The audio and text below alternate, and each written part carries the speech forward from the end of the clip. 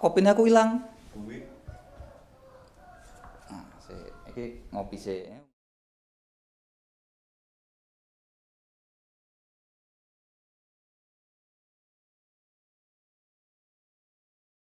Ya, selamat siang.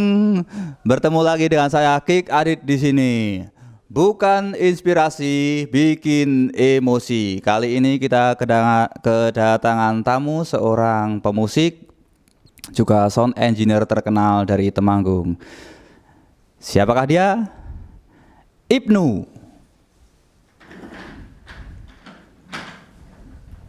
Mas kok pakai kursi roda? Ini emang harus nyeret sendiri ya. Oh iya, ini memang nggak punya kru kita, Mas. Oh. Ya, bagaimana? Apa kabar, Bung Ibnu? Alhamdulillah stabil kabarnya. Stabil ya. Oke, langsung saja pertanyaan pertama.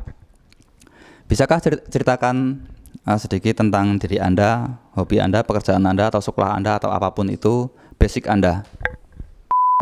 Jadi hobi saya dan alhamdulillah sekarang menjadi pekerjaan saya juga di bidang musik, membuat musik, mixing dan mastering juga. Recording ya, di bidang recording. Tapi dulu basicnya apa? Dulu sekolahnya jurusan apa? Dulu sempat sekolah di jurusan komputer. Jurusan komputer tapi hobi musik dan sekarang mendalami musik. Oke. Kenapa Anda memilih bidang recording musik ini? Kebetulan dulu itu mau rekaman itu Rekaman di saya. Diduduk bare lara. Cuk gawe dhewe. enggak, maksudnya kebetulan dulu itu mau rekaman itu kan kalau rekaman di orang lain kan Mahal. bukan, Jauh. waktunya kurang leluasa. Jadi mau revisi, mau apa segala macam itu kurang leluasa. Jadi gimana caranya biar produksi sendiri, biar leluasa loh, biar nanti kalau revisi gampang. Intinya ya itu. Oke, sekarang pertanyaan selanjutnya. Dari Anda berlatih musik, belajar bermusik, dari teknik, dari dasar, kemudian sampai level yang sekarang Anda capai ini, kira-kira membutuhkan waktu berapa tahun itu, Mas? Saya itu kayaknya belajar di dunia recording itu dari umur 17. Musiknya dulu. Oh, musiknya. Musiknya dari kelas 1 SMP dulu. Pertama alat musik pertama yang dipelajari gitar. Oke. Pertama alat musik yang dipelajari gitar waktu kelas SMP. Pertama berarti ada yang keduanya dong. Enggak ada juga sih. Piye iki?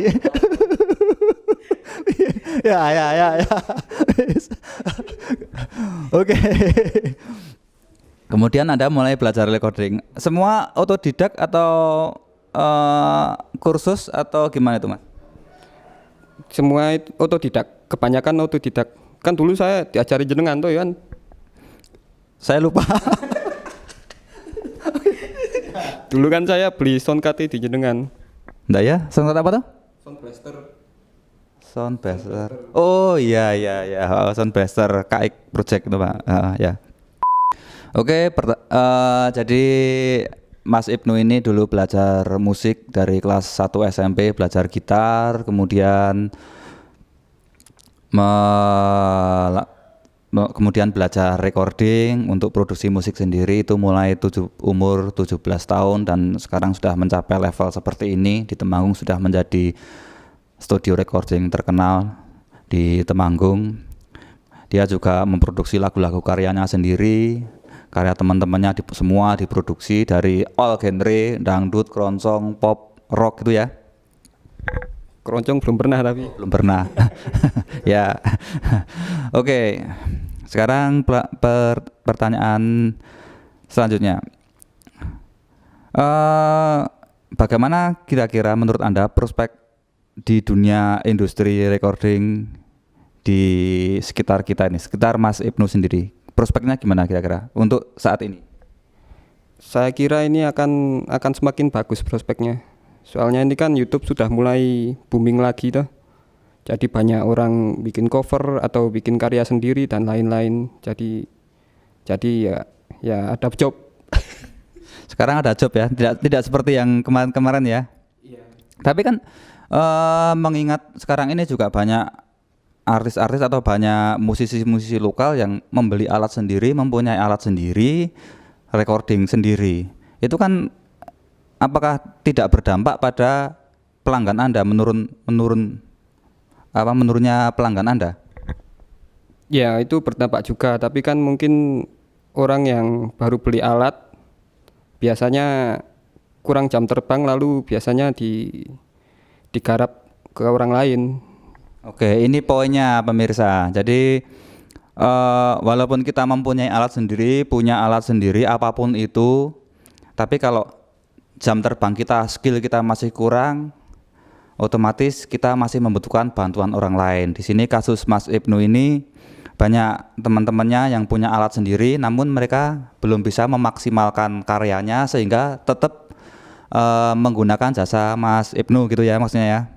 Nah, intinya di skill. Jadi buat Anda yang di rumah jangan takut ketika masyarakat mempunyai alat-alat sendiri, terutama di recording, mempunyai alat sendiri, jangan takut karena skill lah yang berbicara, dan kemudian dari skill itu akan mengembalikan pelanggan ke tempat Anda. Bagaimana suka dukanya Anda menjalani bisnis recording ini? Mungkin dukanya dulu atau sukanya dulu, terserah. Dukanya aja ya. Oh ya, dukanya dulu. Dukanya itu misalnya kalau komputernya error atau DAW-nya crash, itu kendala yang cukup sulit untuk dipecahkan.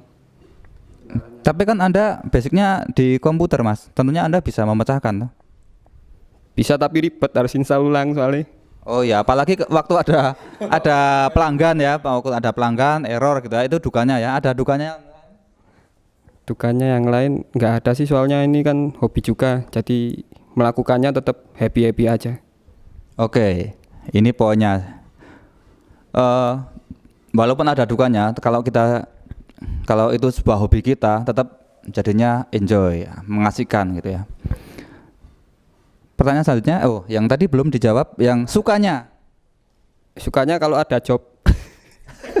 ini sukanya simpel sekali ya benar emang yang namanya orang jualan itu sukanya kalau laku gitu ya, itu aja ya.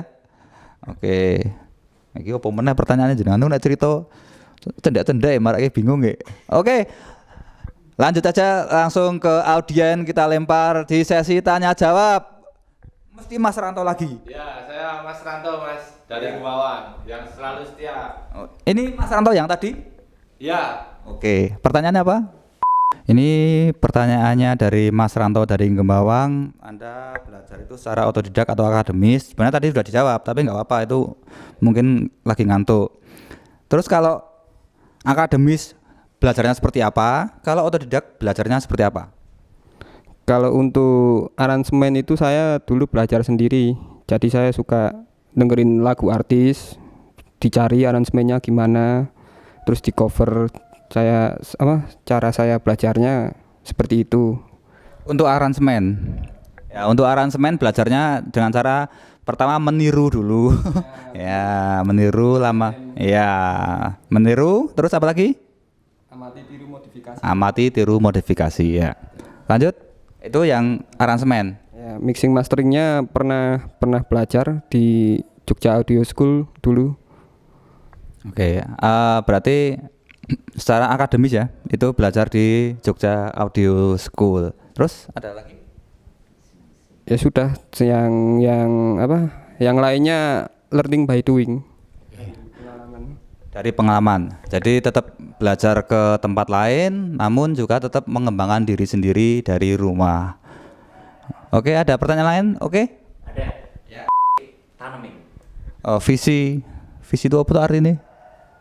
Tujuan. Oh ya. Paling dalam waktu dekat ini cover lagu lah. Berkarya, bisa dengan lagu sendiri atau cover lagu. Itu untuk diri Anda sendiri ya. Jadi visinya pengen tetap pengen berkarya, entah itu lagu sendiri atau lagu cover, yang penting tetap bikin karya gitu ya. Oke, ada pertanyaan yang lain? Dalam proses kreatif, Kose, ini siapa ini? saya Yozi lagi mas. Ya, ya, ya. Kebetulan saya temennya Ranto. Oh ya, ya. Dari tadi belum pulang ya? Ya. Mas Ranto ini. Ya. Ya. Oh ya, pertanyaan dari Mas Yosi, temannya Ranto tadi, gimana mengatasi ketika Anda bad mood, namun ada klien yang komplain atau ada kerjaan lah ketika Anda bad mood, itu bagaimana cara Anda mengatasi? Kalau bad mood ya nunggu sampai mood. Kalau masih bad mood tidak saya garap. Sepertinya saya tidak cocok dari pelanggan Anda. Piye kok kayak ngono? Kalau tukang bakso walaupun bad mood tetap ngedoli toh. Iya, tetap ngedoli. Ya, supir taksi ada pelanggan tetap ngedoli ya. Anda tidak ngedoli itu. Moodnya itu sebenarnya tergantung itu mas. Kalau sudah lunas biasanya saya mood. Tapi kalau masih DP sok bad mood. Kok balian dengan saya? Kalau lunas di awal saya malah pas kerja jadi males. Berarti jangan dilunasi dulu. Iya. Oke, pertanyaan selanjutnya. Ya mas, saya dari Regi.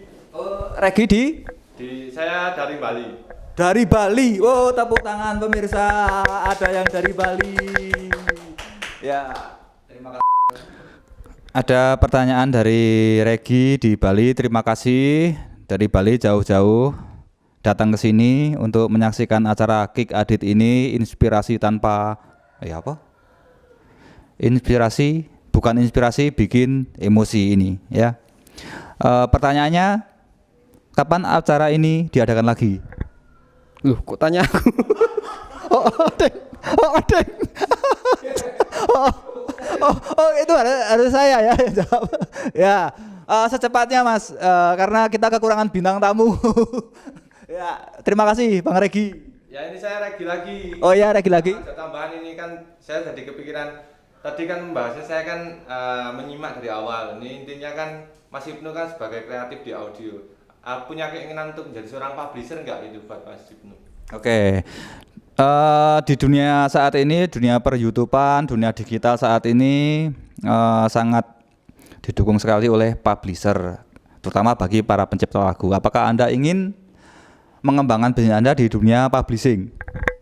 Untuk sementara ini kayaknya belum mas. Soalnya kayaknya modalnya besar. Saya ada publisher nggak pakai modal tuh. Iya. Berarti minat sekarang. Ya jangan minat. Wes enggak usah minat wes. Ora usah. Anda langganan saya aja. Oke. Demikian tadi perbincangan kita dari Mas Ibnu, owner dari studio apa? Efek Studio Dari Efek Studio di Puri Kencana. di Puri Kencana. Jadi di sini kita bisa ambil pelajaran bahwa kita harus belajar dari awal, selain saya angkat apa ya? Oke, kita bisa mengambil kesimpulan di sini, belajar konsisten untuk sesuatu yang kita senangi ya, terutama musik. Kemudian pelajaran yang kedua adalah untuk berkarya kita bisa dengan cara ATM atau amati, tiru dan modifikasi.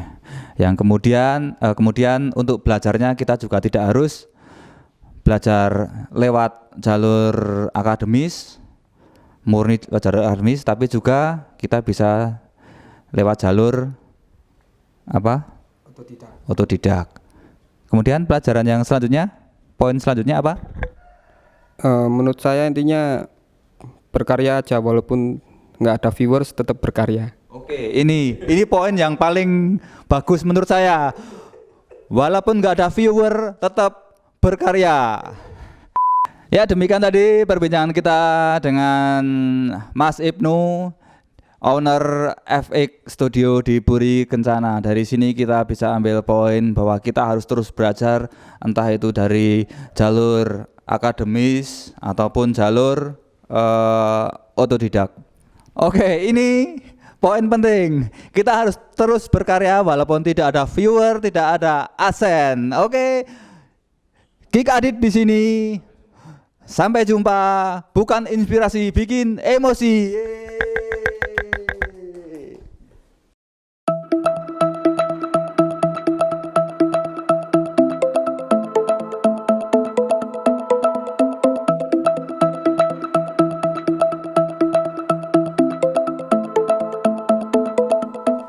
Nyarat sendiri. Iya, nyara sendiri, nggak punya kru kok.